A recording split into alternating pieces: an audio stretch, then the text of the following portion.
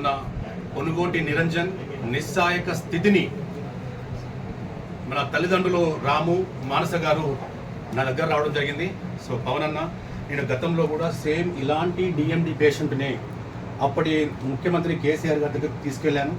But it is very unfortunate, the boy is no more, died 4 years ago. So ఇక్కడ జన్యుపరమైన వ్యాధి విషయానికి వస్తే ప్రపంచంలో వైద్య రంగానికే సవాల్గా విసురుతున్నది.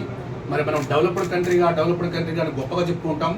డిఎండి డుచెనీ మస్క్యులర్ డిస్ట్రోఫీ అనే జబ్బుకు ఈ రోజు వరకు కూడా ట్రీట్మెంట్ లేదంటే చాలా బాధాకరం. సో ఇలాంటి డిఎండితో బాధపడే వేలాది లక్షలాది మంది భారతదేశ వ్యాప్తంగా ఈ జబ్బు పట్ల చాలా అంటే చాలా ఇబ్బంది పడుతున్నారు.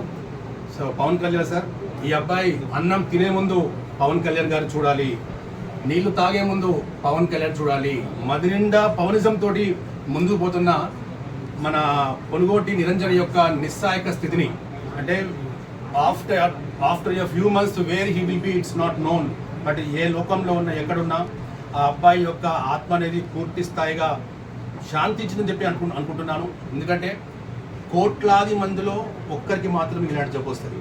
బట్ అన్ఫార్చునేట్గా సో ఏది ఏమైనప్పటికీ కూడా 1.5 months నేను చేసినటువంటి ప్రయత్నంలో సాక్షాత్తు the god demigod Pawan Kalyan గారిని కల్పించడం, నేను ఇక్కడికి రావడం, నా ఆధ్వర్యంలో పవన్ కళ్యాణ్ గారు ఇక్కడికి రావడం ఎంతో సంతోషాన్ని వ్యక్తపరుస్తూ, భవిష్యత్తులో మీలాంటి వాళ్ళు ఇలాంటి నిస్సహాయక స్థితిలో ఉన్న వారికి మీరు కళ్ళారా చూసినప్పుడు ఇలాంటి పిల్లలు నిండు నూరేళ్ళు సుఖ సంతోషాలతో ఆరోగ్యంగా బతికే ఛాన్స్ ఉంటుంది.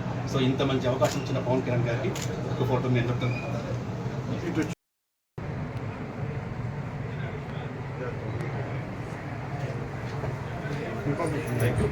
Thank you so much.